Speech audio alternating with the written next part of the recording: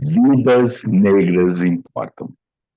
O que diz Oswaldo de Camargo?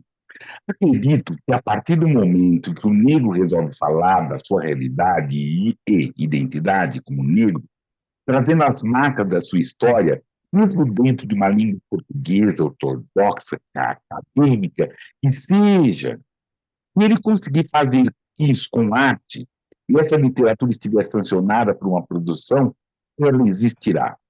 A produção existe, fato. Portanto, atestada pela produção, a literatura negra existe.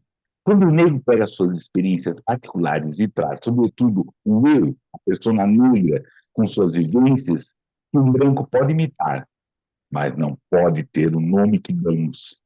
Isso é literatura negra. Salve!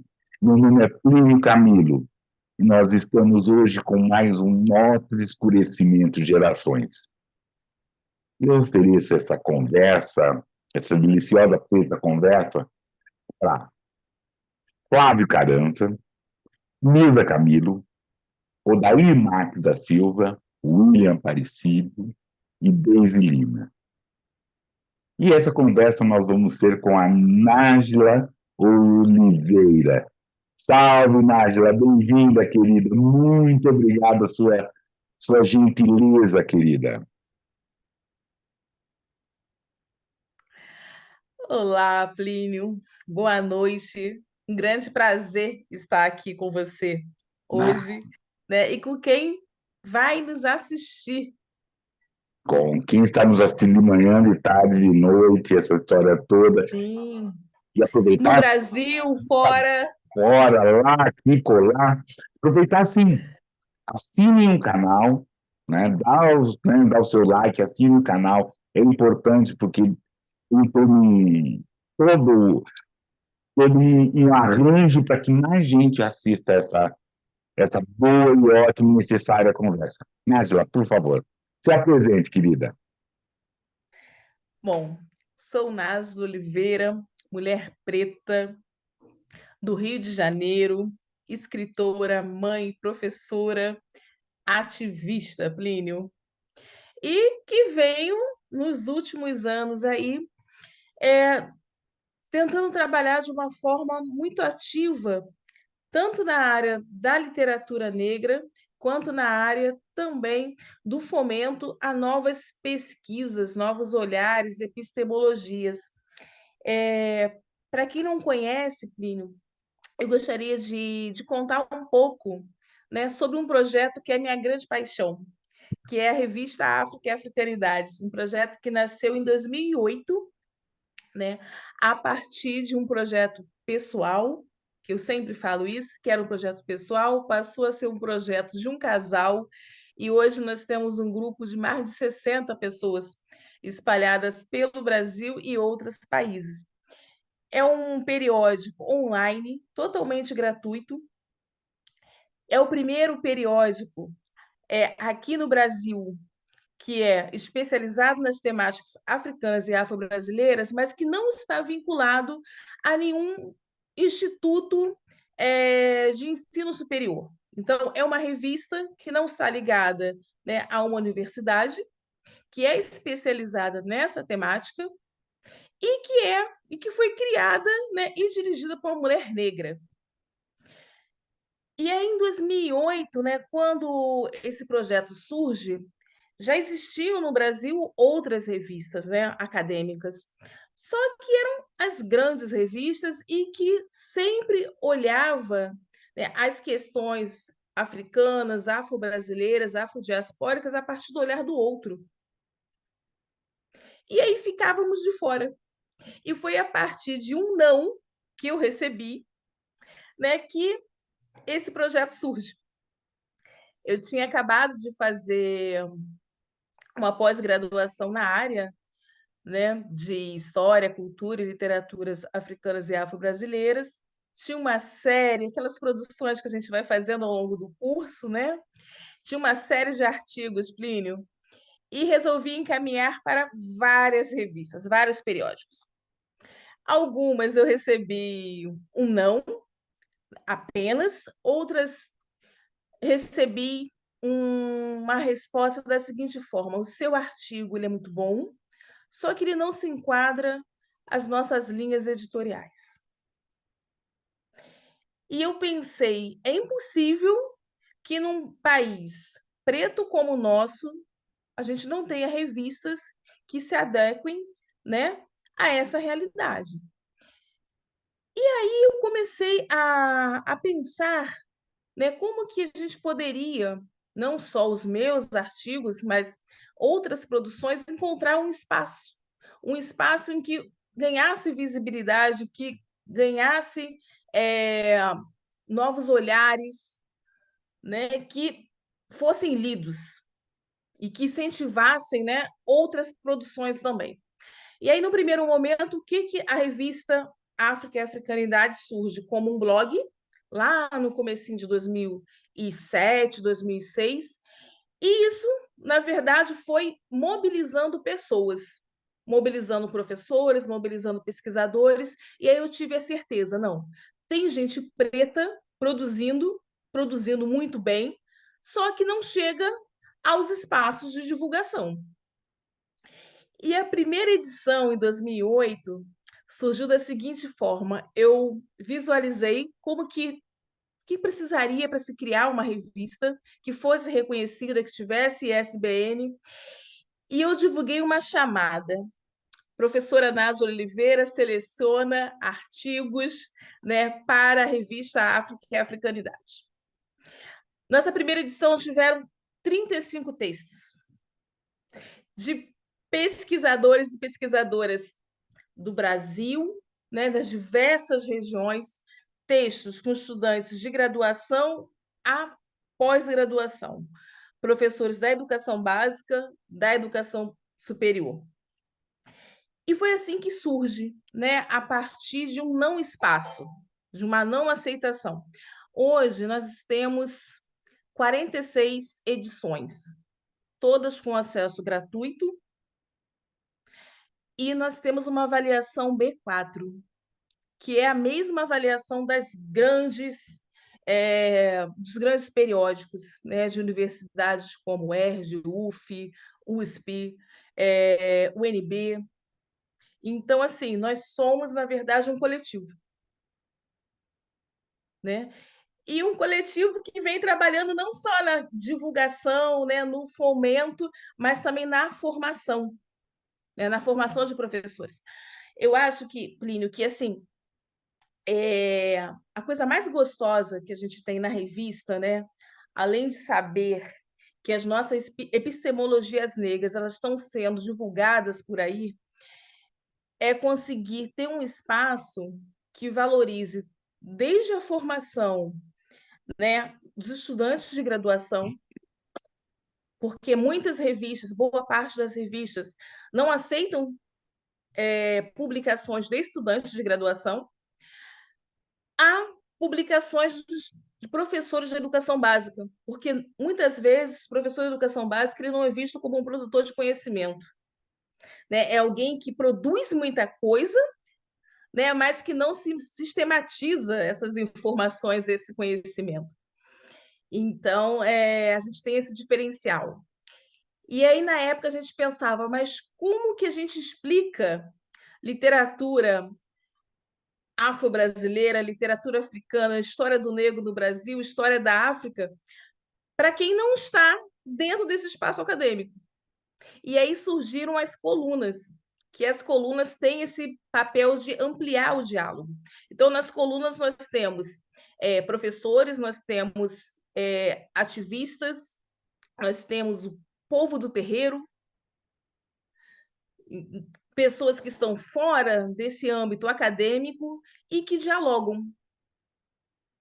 Então, a gente foi, na verdade, ampliando aquilo que não existia dentro dos periódicos acadêmicos, né? Nos periódicos acadêmicos, a gente não tem um espaço da coluna, né? A gente tem o espaço das resenhas, né? Dos ensaios, e a gente trabalha com a questão imagética, que é um outro diferencial. Então, quando a pessoa abre o nosso site, num primeiro momento, parece um site de notícias, E a gente tem lá a representação, né? Se a gente traz um texto falando sobre quilombo, a gente vai ter representação do quilombo, a representação da mulher negra, né, nos diversos espaços.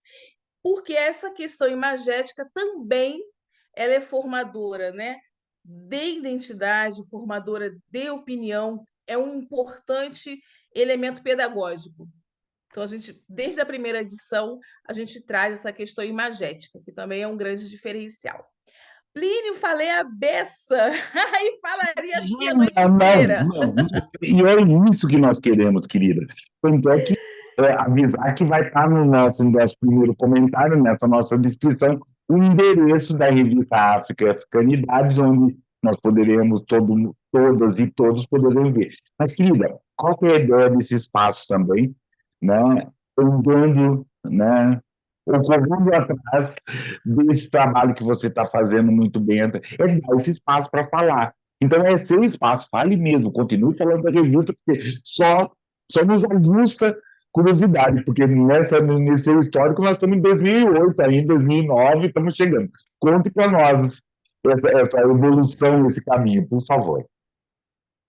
Nós tivemos a primeira avaliação da CAPES, né, foi uma surpresa para a gente. Isso foi em 2013, por aí. Porque, Querida, assim, a nossa... deixa eu É, interromper. Imagina que também nós temos leigos, né? O que é essa avaliação na CAPES? Mas traz para mim isso, o que é essa sim, avaliação, o que é isso, o que é essa é, nota B+, né? Isso tudo, o que significa para a gente, né? Nesse momento, né? Porque é um pouco do que eu falei no começo, que o Oswaldo Camargo falou, nós temos uma produção, apesar de estarmos fazendo nessa língua, que é a nossa madrasta, que é uma língua que não é, né, que foi imposta aos nossos antepassados, né, é uma produção que para ter também legitimamos, porque falamos da nossa história, mas que precisa também esse outro legitimar. Que caminho a gente está fazendo? Isso que é importante. Por favor. vamos lá. O que, que seria essa avaliação da CAPES, né?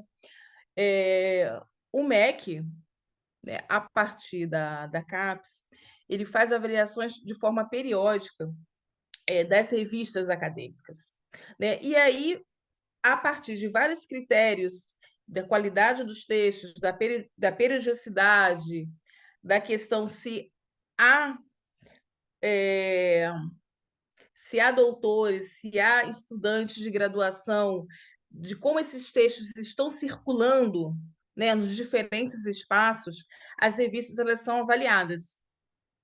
Então, tem uma classificação, né, que vai de D a A.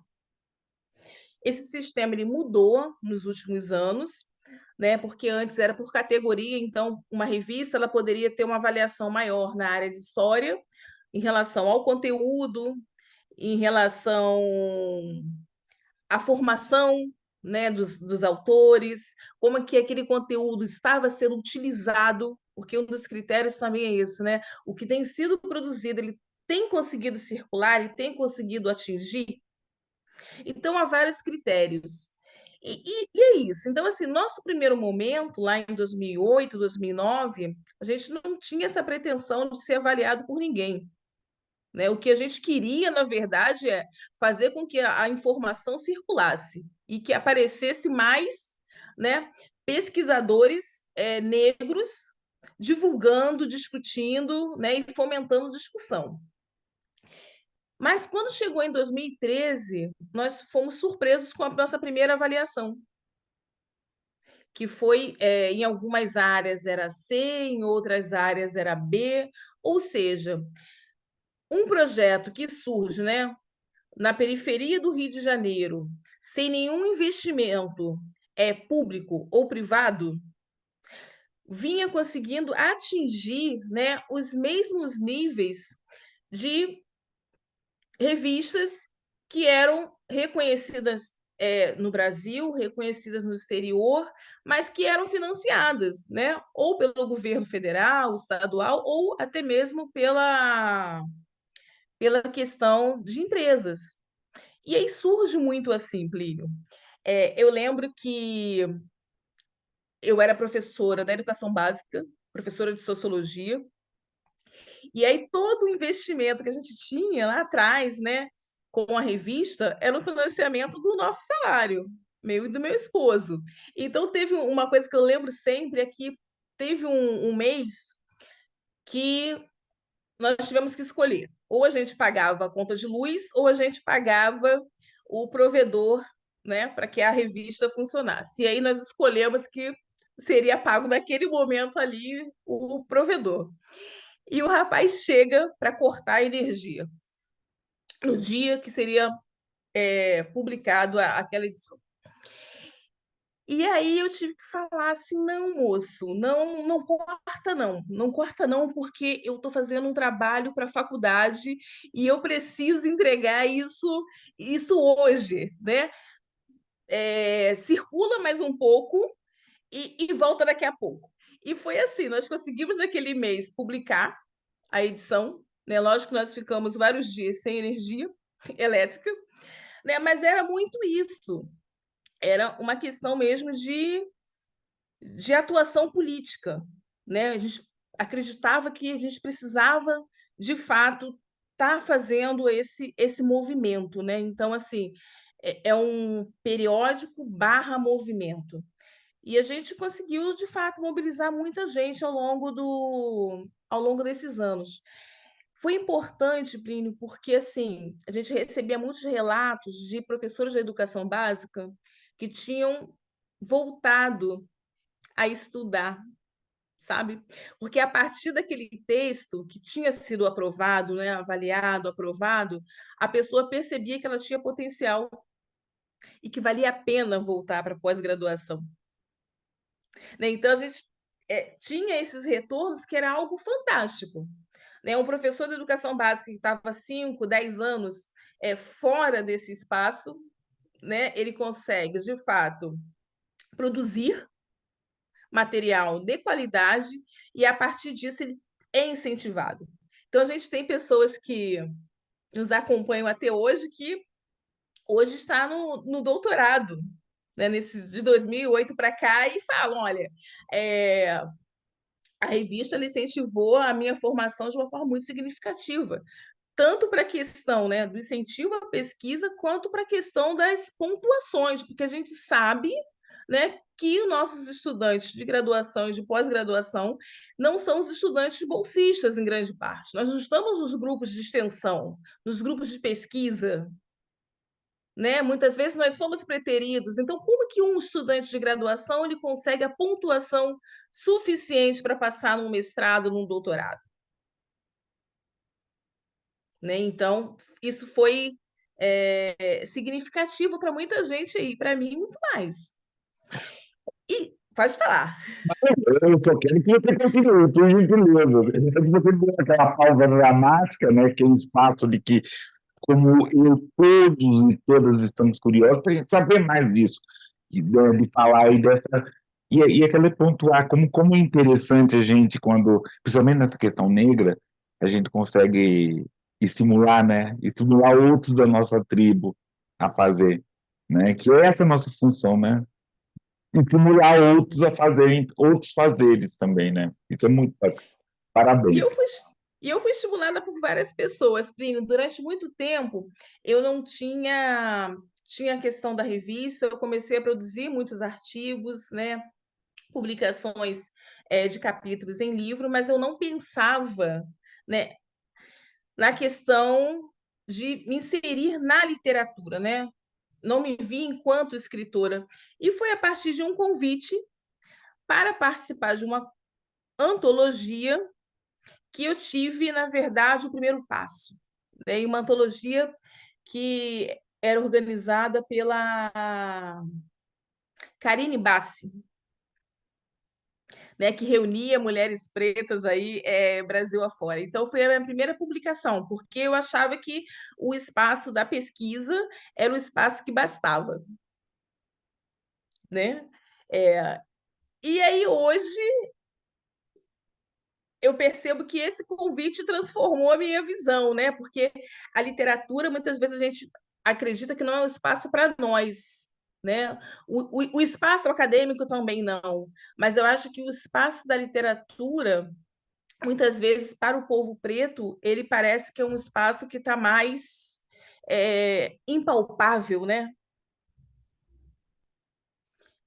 Com certeza, querida, com certeza. Então, Plínio, eu poderia falar Por de favor, algumas personagens minhas? lógico, por favor, é isso que a gente quer saber. Porque nós, Então, olha,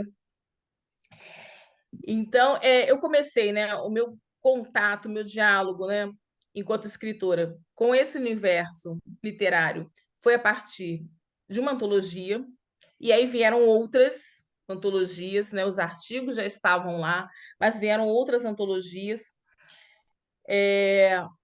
Vieram as organizações acadêmicas também já estavam presentes. Quando eu publico a minha participo da primeira antologia, eu já tinha 9 organizações de livros acadêmicos, né, na área de cultura, literatura, história, políticas públicas para a população negra, mas literatura ainda não. E quando foi, Plínio, em alguns anos depois dessa primeira publicação, eu já vinha realizando, né, as organizações do material acadêmico. E aí eu tive um grande prejuízo, sabe? Tive um grande prejuízo, porque da questão da entrega desse material, eu tinha organizado um livro na área de literatura africana e eu não recebi o material no prazo. Era um volume grande e aí a pessoa resolveu enviar via Sedex, né? Então, assim, o valor do livro ficou muito acima, mais o prazo, mais a pressão dos escritores, e a gente fazia num ritmo que a gente organizava todo o material, a gente só encaminhava, né, para essa editora. Basicamente, fazia questão do ISBN, né, fazer capa e mandar para impressão.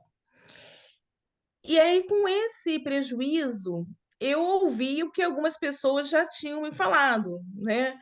Nájila, você já tem uma experiência de organização, de fazer a diagramação, a edição, né? Por que não também a revista África e Africanidade ser uma editora?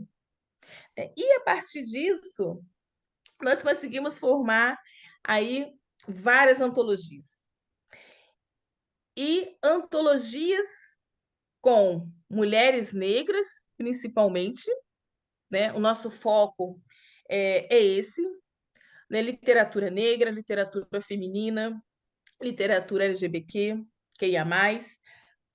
mas a gente não dialoga também somente aqui Brasil, não. A gente tenta fazer uma ponte real com o outro lado do Atlântico.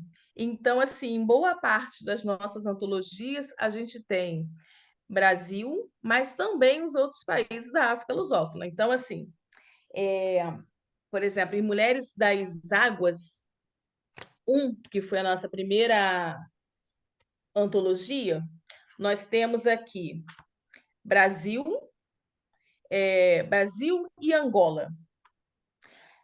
Depois nós tivemos Mulheres das Ervas, que nós temos Brasil, Angola, Guiné-Bissau e Cabo Verde. Então, assim, a cada nova antologia, a gente vai criando novos diálogos, né? Criando novos caminhos aí. E o que a gente tenta trazer com essas antologias?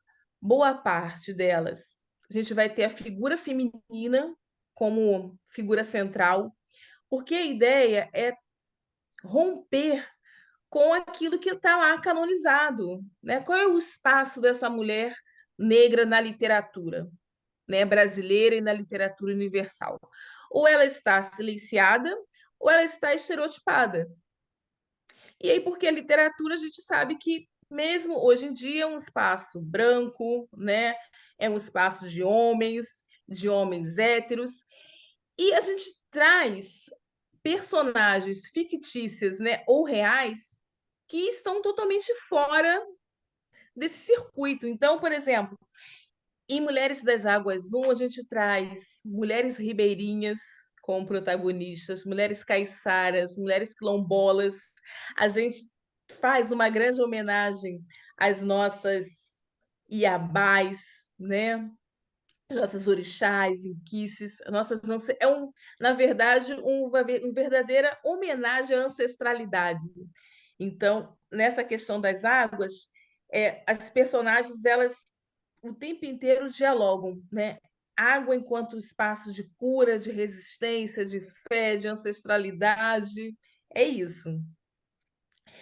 E a gente tem não só a questão do falar sobre, né, o falar com. Então, a gente tem mulheres ribeirinhas escrevendo, né? Mulheres quilombolas, mulheres lavadeiras ou que vêm de famílias de mulheres lavadeiras. Em Mulheres das Ervas, por exemplo, a gente tem herveiras. E aí, Pinho, o que é importante isso, né? Não é só a questão da representatividade em si, sabe? Não basta ter, né? Essa questão de ser único, né? Então vamos pegar uma mulher herveira. Não, não é isso, é mais do que isso. E nas falas, né, que a gente vem organizando nos encontros, é muito emocionante, porque muitas vezes essa mulher ela fala: eu descobri pela primeira vez que eu posso ser rezadeira e escritora, né? Ou uma mulher que é uma doutora, uma pós-doutora, e que, da mesma forma que eu falava, né, esse espaço da literatura não é meu, né, porque eu fui sequestrada pela academia, né, o espaço da literatura acaba sendo um espaço de liberdade, né? Então, muitas vezes, pela primeira vez, essa mulher que ocupa, né, um espaço acadêmico que é valorizado, né, que é importante, mas que retira dela, né, a liberdade, né, a liberdade da escrita, a liberdade desse movimento, né, que a literatura promove. Então, a gente acaba tendo uma série de rupturas aí. E muitas vezes nós temos mulheres que na eu só consegui, já escrevo, mas agora com as atividades presenciais, porque nós conseguimos fazer algumas atividades presenciais, eu estou construindo a minha identidade enquanto escritora. E essa construção da identidade, né, de escritor negro, de escritora negra, não é algo que é formado de uma hora para outra, né? Muitas vezes a pessoa já está na estrada faz tempo, né, Plínio? E ela não se vê enquanto escritor, né? Ela fala: eu escrevo, eu tenho uns livros aí, o que é muito diferente da branquitude, né? Porque a branquitude escreveu, misturou Lé com Cré e é Que um escritor, né? poeta. Escreveu um post, é escritor. É escritor, e a gente não, né? Mas isso tem muito a ver com a nossa história, né? De silenciamento. E essa Romper isso é exigência, muito né? difícil. Essa exigência, porque a gente se coloca também no buraco do que a subida é maior, e é difícil, né? E é legitimizar, assim, né? Então tem isso, tem esse silenciamento, tem um buraco que a gente enfia, se enfia lá. Tem. E a nossa coletânea, né, mais recente é Baobás de Concreto. Baobás de Concreto, que nós tivemos aí a participação de Plínio, Data. né? Isso é ótimo. E Qual é a desculpa de trazer você aqui? Agradecer essa oportunidade de ter podido ler essas preciosidades. Aqui já estiveram várias escritoras que participaram, né, dessa coletânea, espero trazer outras também mais para frente, mas eu queria agradecer essa oportunidade de poder ler e degustar essa questão toda. Assim, nossa, foi muito legal, foi muito bom, foi muito interessante assim, fazer assim. Eu tenho me prometido não fazer mais prefácio, aí quando você conversou, falei, boa, é onde eu tenho que fazer, assim. Olha, e Baobá de Concreto reúne também, né? Brasileiros, angolanos, guineenses. E aí, o que que, na verdade, qual é a principal olhar? As vivências negras nos espaços urbanos, né? E quando a gente está falando de vivências negras, a gente está falando desse espaço urbano enquanto um espaço de resistência, de identidade, né? Um espaço também de extermínio, que a gente não pode deixar de falar, né? Mas também um espaço de ressignificar, né? Então, em todas as antologias, a gente traz a denúncia, mas, por outro lado, a gente traz também possibilidades de resistência, né? Nós, negros, nós temos isso o tempo inteiro, né? Essa questão do quase extermínio, né? E da resistência. Um dia, Plínio, conversando com meu esposo aqui, né? Sobre questões de guerras, e aí eu estava falando, acho que o povo negro é o povo que, ao longo da história, mais teve esse quase contato, né, com o fim do mundo. E aí, porque nós tivemos vários mundos que, de fato, foram rompidos, né? Então, vamos imaginar o que foi todo o período, né, de invasão colonial. Não, Né? Para vários grupos, aquilo ali era o mundo. Né? E se acabou, o né? sequestro, Em o determinados. sequestro das Áfricas para cá, só você ter colocado no navio com gente que você não entende, é o fim do mundo. É o É, um, fim do mundo. é o fim do mundo. Então, tivemos muito fim do mundo. Nós Tivemos tivemos muitos, muito né? fim do mundo. E não é nem aquela questão da migração que vamos lá, pô, Não, é o fim do mundo. A gente chegou no fim do mundo.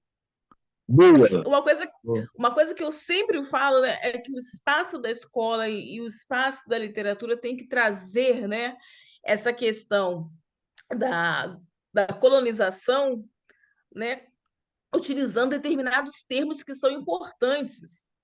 Né? A gente precisa falar de invasão, a gente precisa falar de saque, porque senão fica parecendo que os livros de história ainda trazem, né, que vieram. O Yeah. vieram, gente, é excursão, né? Boa. Se for excursão da CVC, vieram. A gente pode usar o verbo vier. Mas não foi a nossa história. Então a gente tem que falar, né? Da questão da tortura, a gente tem que falar isso, porque aí isso mexe com a identidade do sujeito negro, mas também do sujeito branco, Uhum. Uhum. né? Porque aí o sujeito branco, ele também vai repensar, né? Vai repensar esse orgulho, né? É o orgulho de ter vindo do saqueador, né? Do sequestrador, do estupro. Então a gente precisa rever, né, os termos que a gente utiliza, né? E a literatura, ela é uma arma extremamente importante para a questão do afroletramento, porque senão a gente acaba contando as mesmas histórias também. Uhum. E, por outro lado, a gente não pode deixar de contar histórias de resistência e de outros mundos que a gente vem construindo, porque a gente reconstrói outros mundos o tempo inteiro. Né? A gente reconstrói outros mundos quando a gente começa a construir os quilombos. E é um outro mundo. Quando a gente começa a construir as favelas, quando a gente começa a ter a construção de periferias cheias de vida. Então, esse é um outro mundo. A construção desse negro brasileiro, que na África tem toda uma nação, tem toda uma justificativa nas Áfricas, e que aqui somos negros brasileiros, né, com todas as diferenças, né, e construir esse novo mundo, né, esses novos mundos. Nossa, é muito mesmo. Que a gente é a vida depois do extermínio. E outro mundo que a literatura negra vem também construindo, né? Ao longo aí de um pouco mais de um século, né? Ela vem construída e ela precisa ser reconhecida, porque ela ainda não está de forma satisfatória na escola, não está de forma satisfatória nas editoras, que de fato conseguem fazer essa divulgação ampla, e não estão de forma satisfatória nas livrarias. Uhum. Né? Quando a gente consegue um espaço na livraria, é naquele espaço menos visível, né? onde as classificações dos artigos dos nossos livros elas não são as corretas, né? A gente está falando de cultura iorubá, vai entrar enquanto muitas vezes é exotismo. Então, assim, até para o sujeito conseguir chegar numa livraria e encontrar os nossos livros são difíceis. Isso quando eles estão. Quando estão, quando estão, Quando estão. quando Então, estão. assim, as antologias, ela tem esse caráter de conseguir não só reunir boas produções, mas fazer com que essas produções elas dialoguem, elas circulem, né? É um processo que, ao mesmo tempo, as pessoas elas estão produzindo, elas estão discutindo, elas estão se empoderando. E aí, principalmente quando a gente fala das mulheres, né? Hum, Mulher negra conseguir produzir junto, né? Isso é de uma força assim extraordinária. Porque a gente tem que lembrar que a gente não está produzindo há 10 anos, 20 anos, né? É só a gente lembrar, né? Quem foram as nossas precursoras. E quando a gente fala precursoras, não é de uma escrita negra, de uma escrita feminina. Né? Nós vamos ter várias mulheres que foram extremamente negras, extremamente importantes para a história da literatura feminina, uhum, que a com gente certeza. conhece pouco, Ou né? A desconhece, gente precisa divulgar. ou desconhece. Desconhece. Desconhece, porque assim, até tem uma discussão que eu até gosto de fazer, a questão de uma das primeiras, se não a primeira, Esperança Garcia, o texto da Esperança Garcia. Eu acho que é uma literatura negra, uma literatura negra feminina. Eu vejo como aquilo. E aí tem. E aí eu não acho nada contra o jurista, mas não acho que seja aquilo uma simples ficção. Aquilo é literatura. Aquilo é você contar alguma coisa, aquilo você está preocupado com esse leitor, né? Você está fazendo todas as coisas. Eu acho que eu entendo, eu leio, respeito também, mas eu entendo e respeito que Esperança Garcia é uma das precursoras, né? Maria Firmina, e vamos lá. E aí, Plínio, uma outra coisa que eu queria falar com você, sim, é que pensando nesse desconhecimento sobre as que vieram antes de nós, quais são os projetos de 2023? As nossas antologias, elas dialogarem com essas mulheres que vieram antes. Então, por exemplo, a gente ter uma antologia que traga é, recortes de Maria Firmino, né? E aí o que que eu tenho visto, né? Que várias editoras elas têm feito assim. Nós vamos fazer uma antologia em comemoração à escritora tal. E aí os textos eles falam sobre qualquer coisa, menos sobre o que aquela escritora, né, produziu, o que aquela escritora pensou, qual era o contexto. Então, assim, a gente precisa produzir de forma que a gente, o tempo inteiro, a gente está produzindo em 2023, mas a gente está olhando para trás. A gente está, na verdade, lendo, né, relendo tudo aquilo que não nos foi apresentado. Porque nós, enquanto escritores negros, a gente precisa, né, também voltar para quem veio antes. E muitas vezes essa leitura ela está sendo feita agora, né? Não há problema nenhum. O ideal seria que a gente tivesse, né, ao mesmo tempo que a gente foi, na verdade, se formando, né, enquanto leitores, que a gente conseguisse ter tido acesso, né? Nós nos formamos enquanto estudantes, enquanto professores, nós não tivemos acesso, mas a gente precisa ter esse acesso, porque muitas vezes a gente fala que está fazendo uma literatura negra, só que não, né? Então a gente precisa ter muito cuidado com isso. E não vai ser, muitas vezes, a gente sabe que tem muitas editoras comprometidas com isso, mas em grande parte não serão as editoras brancas que farão isso, né? Não, As editoras brancas, elas vão, na verdade, nos abocanhar apenas pela questão comercial. Sim, e precisa ter uma certa critério, não sei que seja qual é a palavra, qual é a ideia, mas eu vejo como critério a atenção que essa questão, assim, as editoras querem nos abocanhar, muitos editores e editoras brancas não querem nos abocanhar. Muitas vezes é interessante, mas é como você trabalha. A história é assim, desse jeito, essa história toda. Muitas vezes nós, como escritores solitários, a gente tem uma dificuldade, né? E Sim. principalmente em tribo é melhor. Em tribo você consegue trabalhar. Somos tanto e a coisa pode ser dessa forma. Topa, né? Topa, vamos lá, vamos escurecer esse seu lugar. Topa ser desse jeito, com diagramadores negros, porque alguns de nós conseguem fazer, mas muitos de nós não, né? E muitas vezes, como a gente está como somos iniciantes, uma editora que nos apoie, sabe assim, é beijo na boca, sabe assim, aquela coisa muito legal, que bom, né, tá nos apoiando, então tem que ser legal, mas tá tudo bem, então tá onde eu assino, onde eu assino, onde eu assino. E a gente tem que ficar atento, né, o negrado tem que ficar atento, porque assim, senão eles fazem o que a Nájila está nos falando, nos abocanham, né, nos Zabucanha. abocanham.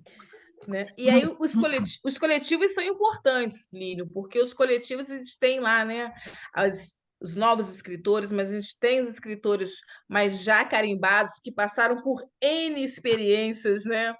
exitosas ou não. Então, Sim. assim, é importante que a gente consiga o fortalecimento, né, a partir do coletivo. Querida, eu vou pedir uma licencinha para você apresentar uma outra figura, né, nesse momento nosso de griot, apresentar uma outra figura que também fez muito desse trabalho, que também é um dos nossos precursores, né, um dos nossos griot, e eu gostaria que na volta a gente falasse um pouco mais da Aldade Concreto, por gentileza. Bom, Por favor, vamos lá. Estou lembrando, falando para todos e todos, assim, assinem o canal, sabe? É importante que vocês assinem nosso canal. Por quê? Não é? Porque mais gente vai poder vir, vai poder assistir, vai poder trabalhar com as nossas coisas, né? Porque isso é importante trabalhar com as nossas coisas, a gente poder. é, Mais gente está falando, está vendo as nossas histórias, nossas conversas. Então é isso. Vamos lá? Tem aquelas questões assim no canal, né? Todas aquelas histórias que são importantes. Vamos lá, né? E hoje, né? A gente já assinalou. O nosso griot de hoje é Oswald de Camargo, ele é poeta, ficcionista, crítico, historiador da literatura, um dos mais destacados escritores negros nas últimas décadas, né? Nasceu no interior de São Paulo, né, na cidade de Bragança Paulista, em 36, né? Aos 6 anos viveu ali no interior, sua mãe faleceu, e ele demonstrou cedo seu interesse pela música e pelo estudo. E rapidamente trabalhou, estudou, conheceu. Aos 16 anos, ele compôs um livro de poemas chamado Voz da Montanha, até hoje, né, segundo inédito. Em seguida, depois dos 16 anos, ele vai dar a sua continuidade dos seus estudos, ele vem para São Paulo. E ele frequenta os círculos católicos, ele atua como organista da igreja da Nossa Senhora do Rosário dos Homens Pretos e colabora no suplemento literário do Correio Paulistano, na década de 59. Ele passa a publicar, e o seu segundo livro é muito interessante, seu segundo livro, que a gente vai falar um pouco mais para frente, com o prefácio do Clóvis Moura, né? Desculpa, do Florestan Fernandes, Clóvis Moura, é 15 poemas negros. É o segundo livro que veio em 1961. Então, no começo da década de 70, ele já era um escritor com 2 livros, como Guimarães.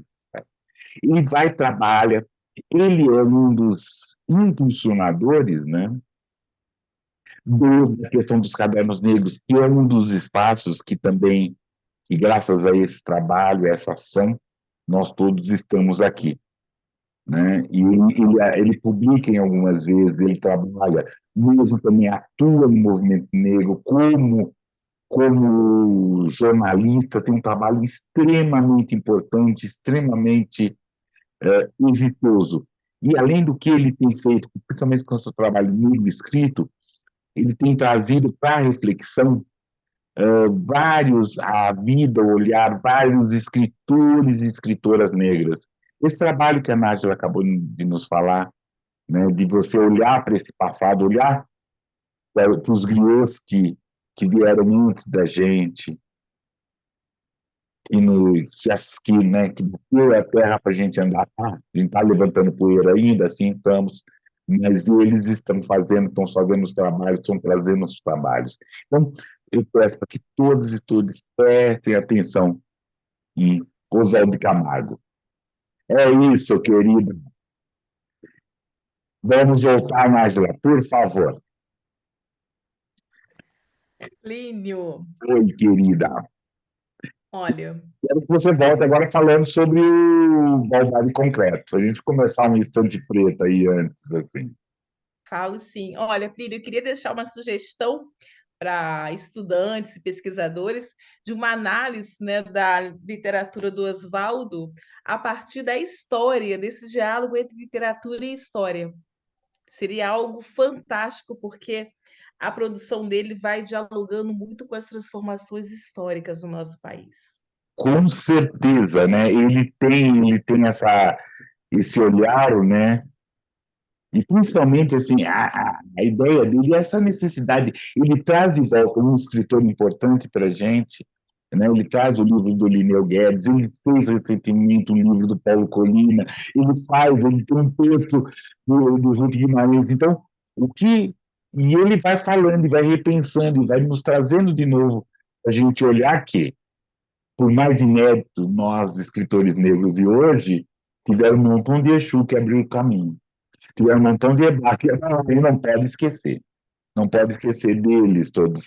E que, eu acho interessante isso, querida, porque nós tivemos esses precursores, mas eu vejo que a nossa força, ela ela viveu, principalmente na década de 60, a partir dos momentos onde a gente começou a se olhar e trabalhar junto. No Rio Grande do Sul, com o Libério Silveira, aqui em São Paulo, as publicações negristas, tudo isso, a gente pôde, assim, escrever e falar assim, pô, sou eu que escrevo, olha, fulano escreve também. Né? E ele dá palpite nos meus escritos, né? Eu dou palpite nos deles, né? Então, essa parte é muito interessante, isso tudo. E isso é só a literatura negra, literatura de autoria negra traz para a gente. Bom, Plínio, falando sobre Baobá de concreto, eu posso ler um texto, um trechinho, um Pois minuto? é, Olha, tempo que for. eu vou ler Cadê Maria? Cadê Maria?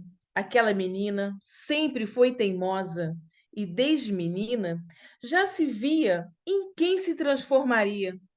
Ah, Maria, teve um destino diferente dos traçados por tantas Marias. Maria das Dores, Maria de Fátima, Maria do Carmo, Maria de Deus, Maria do Desterro, Maria da Penha e somente Marias.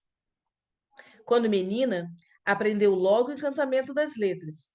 Mas só a professora sabia, não querendo acompanhar a família na anunciação do evangelho, de porta em porta, simulava que nada aprendia e aos domingos se restringia a carregar o guarda-sol da mãe e das tias e nada lia.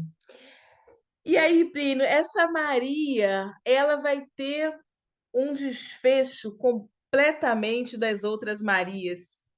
Marias que fizeram parte da minha família, talvez fizeram parte da sua também, porque vai ter um momento que a Maria ela vai se armar. E depois que ela se arma, ela vai dizer não. Maria armada, ela vai dizer não. O chefe da boca, ela vai dizer não para o pastor, que era um aliciador. Ela consegue dizer não para o sujeito da milícia, e tem um momento que todo mundo esperava a Maria, né? O que se esperava dessa Maria era que ela tivesse num espaço ocupado por todas as outras mulheres. Mas Maria vai pegar a educação, a escrita, as epistemologias negras e vai transformar o seu destino. Então, assim, esse conto aqui, né, ele é de minha autoria, e aí ele foi pensado muito nas vivências, do vai e vem de trem, né, da periferia do Rio de Janeiro. Aonde eu consegui, Plínio, nos últimos anos aí, né, pós aprovação de políticas de ação afirmativas, ver várias Marias se transformando, sabe? As Marias que ocupavam e ocupariam, né, os espaços, os trabalhos domésticos mal remunerados, né, com situações de assédio e todo o histórico que a gente já conhece, essas Marias, elas conseguiram encontrar, né, outras possibilidades em Conceição, em Lia Vieira e tantas outras escritoras da literatura e de outras áreas para outras possibilidades. E aí tem uma fala aqui que eu acho muito interessante, que é a patroa da mãe dela. Já havia combinado, né, que a Maria faria parte, muito entre aspas, aí da família, né? E a gente entende muito bem o que é esse fazer parte da família. E Maria deixa ela na mão, né? Maria deixa ela na mão porque Maria ela encontra com os livros, com a literatura, com a educação, e ela vai seguindo, estimulando outras Marias. Então, assim, a nossa literatura também ela tem que trazer a possibilidade de outros mundos, né? E a educação é uma porta para esse outro mundo. Então, nesse texto aqui, eu trago um pouquinho isso. E os textos de Baobá de Concreto, eles falam sobre extermínio dos nossos meninos, principalmente, né, dos nossos homens negros. Fala sobre solidão da mulher negra. Fala sobre encontros e reencontros e fortalecimentos, mas fala sobre a questão dos futuros possíveis. Dentro desse contexto, né, de racismo estrutural, de genocídio da população negra, dos conflitos urbanos, quais são os possíveis futuros? Então, o tempo inteiro, esse livro ele vai dialogando com isso, ele vai trazendo denúncia, mas ele vai trazendo também possibilidades. Né? E conseguiu reunir, assim, também escritores de diversas regiões do Brasil. Os livros geralmente têm as mulheres enquanto personagens, mas estão abertos também aos homens, né? Porque a gente precisa discutir relações de gênero com os homens, Plínio. Da mesma forma que a gente precisa chamar, né, os brancos para se discutir a questão do racismo estrutural. Né? E aí, quando eu falo de discutir, é discutir mesmo.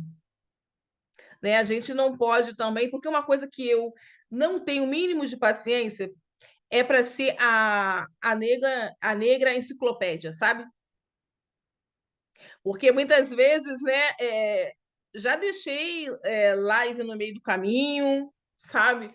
De, porque você parece que vira um diz que eu tô sendo racista, né? Então, assim, gente, é, quem é branco e quer ter o um engajamento na luta antirracista precisa também partir, né, para as nossas produções. O sujeito de geografia, né, ele precisa conhecer quem são os geógrafos negros. Que epistemologia é essa que vem sendo construída, vem sendo construída não é de hoje? Né? O sujeito da biomedicina também.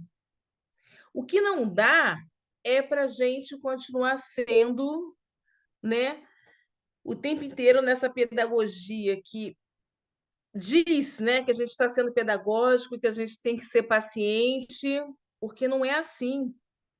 Não Né, está Plínio? Porque o bastando. nosso, não, porque o nosso conhecimento ele parte da vivência, mas o nosso conhecimento também ele parte de muito estudo. Sim, não está Né? bastando mais. Ah, eu tenho tudo bem, mas minha avó é negra, minha avó é preta. Não. Então não basta isso já. Deu. Concordo. Deu, Né? deu. Não basta, não basta chamar a gente o tempo inteiro, né, para falar sobre determinados assuntos e muitas vezes existe um prolabore e esse prolabore não vem para a gente, Uhum. mas vai para o convidado branco, que eu vejo também isso acontecer no mesmo evento, né? A gente fala assim, não, a gente está dando espaço de. A gente está dando voz. A gente está dando espaço de fala. Não, cara, não existe espaço de fala. O sujeito ele pode estar ajudando, contribuindo, seja lá o que for, né, para dar visibilidade. Tem um sujeito lá que tem um espaço, um canal, seja lá com uma quantidade grande de acesso. Ele dá visibilidade, mas o espaço de fala não existe. Né? O sujeito branco dá espaço de fala, porque o espaço de fala é nosso.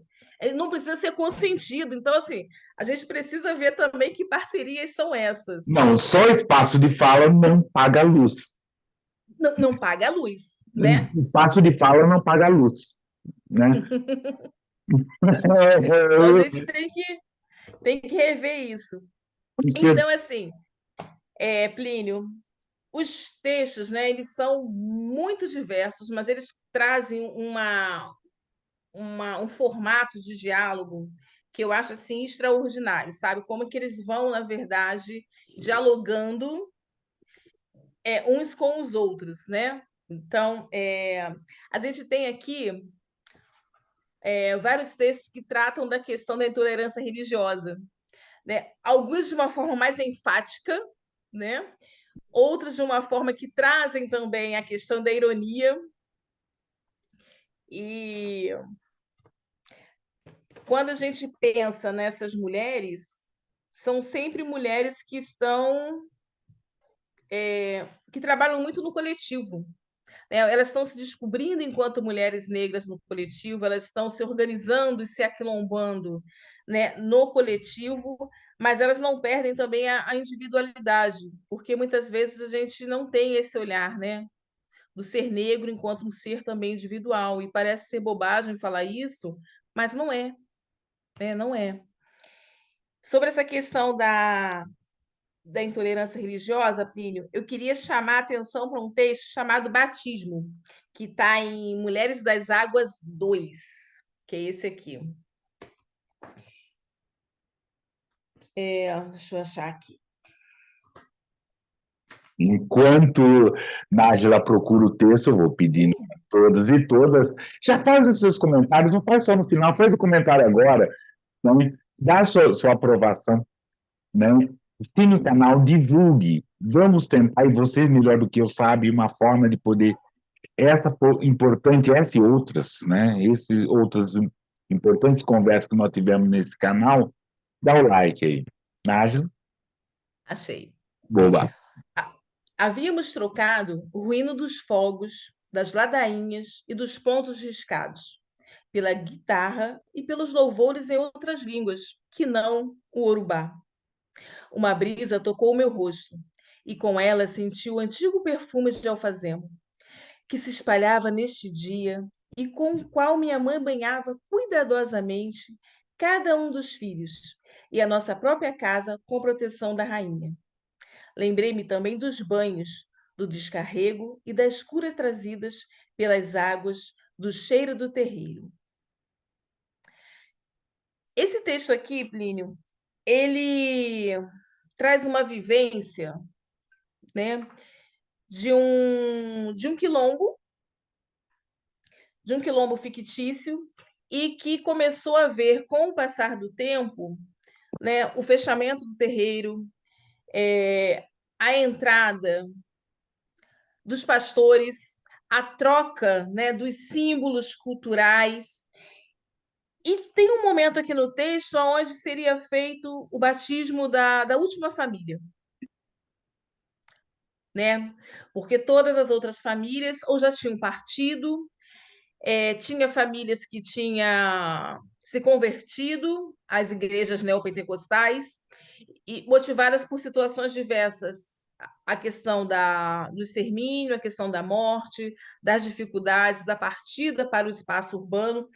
E aí chega o momento em que o terreiro foi fechado, os tambores foram silenciados, e é escolhido pelo pastor o dia de Iemanjá, para que marcasse, né, essa data da última conversão. Mas acontecem umas mudanças aí, né, que eu não posso falar no finalzinho do texto. E aí será, Plínio, que essa conversão total do quilombo ele acontece e como que acontece, né? Então, assim, é um desfecho que muito interessante. O que vai acontecer nesse 2 de janeiro aí, quando a última família iria se entregar, se converter a Jesus? Já estava a roda, o circo. Como que foi isso, né? Querida, é importante assim, vou pedir uma licença sua, mas antes, você disse, como que a gente pode adquirir esses seus livros? Porque a gente vai começar agora o Estante Preta. Como que a gente pode adquirir seus livros? Esse livro, essa história, a gente sabe como é que termina, como é que continua essa história. Que você Como é irá que continua essa história? como continua, Olha, por favor. pode ser pelo WhatsApp 22 9816 19033. Pode ser também por e-mail editora@africaeafricanidades.com.br. A nossa loja virtual está em manutenção, mas em breve a gente vai ter lá um linkzinho na página principal do nosso site. Beleza, beleza. E essas informações vão estar aqui, vocês na descrição. Vocês procurem, por favor, cobrem, caso não eu tenha marcado e não veja. Querida, dá pedir licença para você alguns instantes para a gente poder fazer nosso estante preta, né? Esse momento que a gente vai falar muito, falar de outros livros, de outros escritos, de coisas importantes para a gente falar. E o primeiro é esse, né? Esse nosso homenageado de hoje, né? Se criou 30 poemas de um negro brasileiro. Essa antologia inédita de Oswaldo Camargo, que ele desmonta, através da literatura, alguns castelos, né, que fazem, como essa questão da Nájila está nos apontando. Né? Ele é um complemento daquele primeiro livro de 1961 dele, Os 15 Poemas Negros, onde tem aquele prefácio do Florestan Fernandes, né, lembrar disso, e que esse é ampliado, mostrando esses 40 anos, né, todo esse tempo de produção, reflexão, né, do Oswaldo Camargo. Esse livro está saindo pela Companhia das Letras. 30 poemas de um negro brasileiro. Importante a gente não perder e não falar. E outro também, agora os dois nós vamos falar, da editora Mostarda. Esse livro, o autor é o Júlio Emílio Brás. Esse livro conta a história do João Cândido, marinheiro e líder da revolta do Chibata. Ao seu comando, mais de 3.000 marinheiros tomaram o controle de 4 navios de guerra e ameaçaram bombardear a capital da República, em protesto aos maus tratos e à opressão. Cândido, João Cândido, editora Mostarda. Também nessa linha, eu acho que vale muito a pena a gente trabalhar. O autor, né, de Barreto, Lima Barreto e André Augusto Dias. Esse livro conta a história do Lima Barreto, escritor brasileiro que dedicou sua obra, sua militância negra, é um dos responsáveis pela modernização da literatura brasileira, né, um tanto desprezado, né, mas que precisa ser sempre lembrado, falado, vale muito a pena, assim. E essas são essas questões aí eu peço, né, por gentileza, para que todos e todas assinem o nosso canal. Vamos lá, nos ajude. E vamos agora, Nájila, por favor, querida, o que mais você conta? Olha, Plínio, queria falar um pouquinho sobre Mulheres das Ervas um. Por favor. Mulheres das Ervas um foi publicado em 2022, recebeu premiação, né, de melhor antologia pela Academia Brasileira de Letras Pretas e Originárias, uma academia também criada em 2022, que reúne intelectuais e ativistas do Brasil e do exterior. Mulheres das Ervas, eu queria destacar a participação de Eliseu Banuri, que é de Guiné-Bissau. Ele é um dos escritores mais de Guiné-Bissau mais publicados aqui no Brasil. E da Fátima Bittencourt, que é de Cabo Verde. Os dois são fantásticos, Plínio. E tá lá do outro lado. O Eliseu, ele tem um livro também publicado pela editora África e Africanidades, que é Nada é para Sempre, que é um livro de contos. Contos do lado de cá e do lado de lá do Atlântico, que pega todo o contexto de periferia, né? Então, ele trabalha a questão da descoberta do racismo estrutural aqui no Brasil, mas os conflitos também de Guiné-Bissau, a questão da mulher, né? Da mulher guineense, dessa questão do espaço urbano. Então, é um livro interessantíssimo. E eu tenho surpresa, Plínio.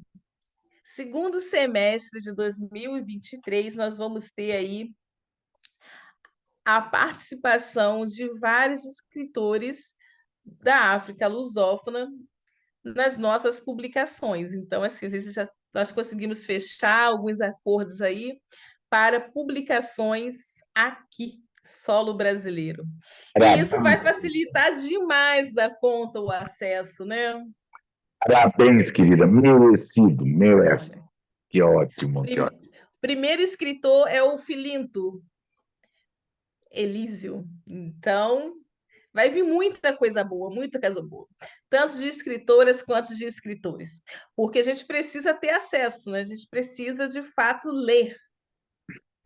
Eu estudei, Plínio, os meus contatos com as literaturas africanas, boa parte foi Xerox da Xerox, né? Sim. Xerox da Xerox, porque não chegava aqui, né? Chegava Não mesmo. chegava. Não. Né? Dependia de algum professor e fazer algum projeto e trazer alguma coisa, né? E isso ser multiplicado. E nós temos aí nos últimos anos aí, né, uma ampliação dessas produções aqui no Brasil, principalmente pelas grandes editoras, mas a gente tem também muito escritor que ainda não chegou aqui. Né? Os mais conhecidos, a gente consegue ter acesso, mas tem muita gente produzindo ao longo das últimas décadas, muita gente. E que dialoga de uma forma fantástica com nós brasileiros. Sim, sim, com certeza. Muito legal, muito necessário, querida. Muito Muito bacana. necessário. E a gente tem que mudar esse olhar sobre as literaturas africanas, né? Porque a gente tem que lembrar que é uma literatura também não só diversa, mas uma literatura que vai dialogar com o universal, né? Sim, Porque uma coisa que é um grande erro, Plínio, nas aulas, é que a gente trabalha, né, as literaturas africanas dentro de caixinhas, né? E aí parece que todos os escritores de Angola possuem as mesmas características, sobre os mesmos temas, só que não. Então a gente precisa ir rompendo com isso, né? sim, como, né? As caixinhas da nossa literatura, nós não trabalhamos isso. Tem a questão do tempo, são outras resistências, são outras insistências, né? Que é diferente, né? E é interessante a gente perceber, porque nós temos essa nossa literatura negra aqui, de descendentes daquele que teve um instinto, instinto porque mudou, instinto porque foi sequestrado, mas tem a resistência da questão daquele que estava na terra e teve um mundo instinto, ele ficando na terra. E é outra história que não consigo imaginar, assim, a gente. Não consigo imaginar o que seja, ou pelo menos a gente consegue imaginar nessa literatura. É muito necessário. Querida, nós estamos nos nossos instantes finais, eu vou pedir uma outra licença para você, a gente vai continuar essa nossa conversa, mas eu vou pedir uma outra licença para você para a gente poder, é, né, uma sugestão do que a gente poderia ver no nosso canal. E aí, como eu abri essa conversa com um parceiro, eu chamo de parceiro, a gente não conseguiu publicar uma coisa em parceria, mas estamos aqui para publicar, tem umas histórias com o Júlio Emílio Brás. Uma boa conversa, um bom falar, tem uma contação de história, é uma delícia, é um escritor importante que traz traz esse recontar, esse rever essa história da África, tem alguns livros dele extremamente importantes que ele reconta essas histórias da África, né? Que é importante a gente falar, a gente trazer, a gente conversar. Então, minha sugestão é essa, a gente ler, ouvir de novo, sai lá, aproveita, né? Faz uma maratona, né? Faz uma, sabe, assim, uma imersão no Nota de Escurecimento. São 3 anos, quase a gente está chegando no terceiro ano, de conversas importantes, legais, interessantes. Dá uma olhada, dá um like no canal. E é isso, querida Nájila. Por favor, querida, Voltei. voltou, voltou. E aí eu quero que você leia, faz suas, né, a gente está nos finais, e aí faz suas despedidas, Vamos. faz as suas leituras, essa história toda. Plínio, eu vou trazer mais uma história que envolve mulheres e água,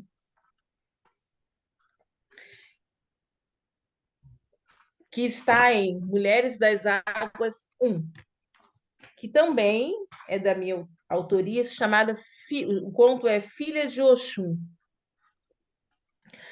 Os movimentos dessas águas acompanharam o nascer dos movimentos dos corpos de nossas meninas mulheres, com os lábios mal pintados de carmim, no ir e vir, nos barcos de turistas acompanhados, algumas vezes, por gente de dinheiro, como o prefeitinho e o pároco da cidade.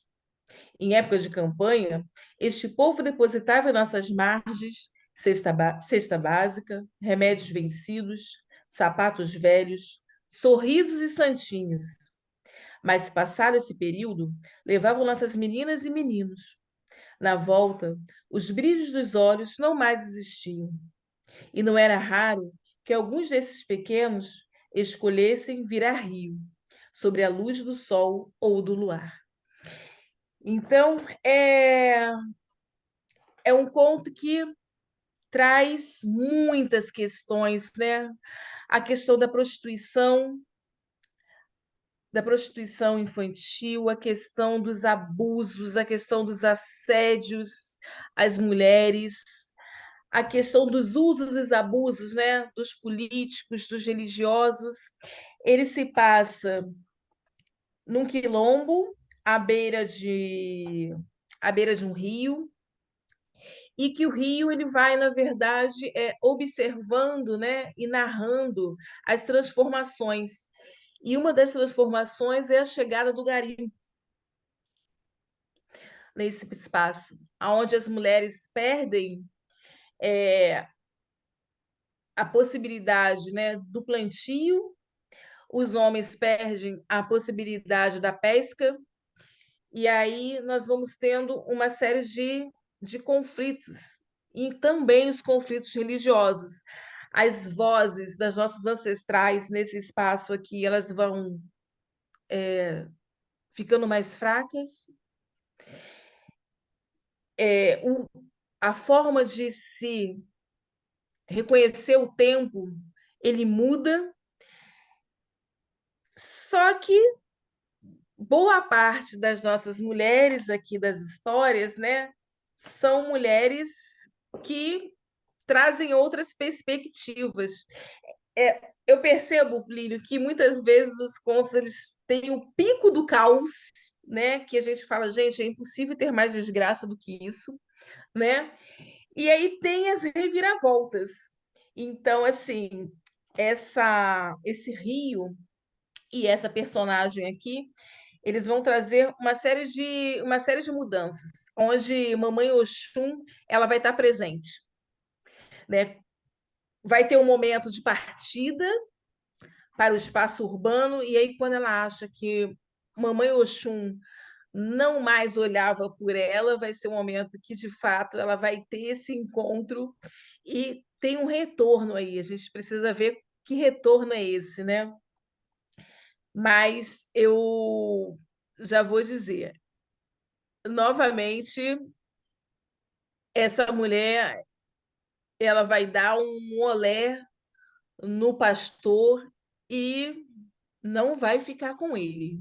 Não vai ficar com ele e vai lutar para que a comunidade também se reencontre.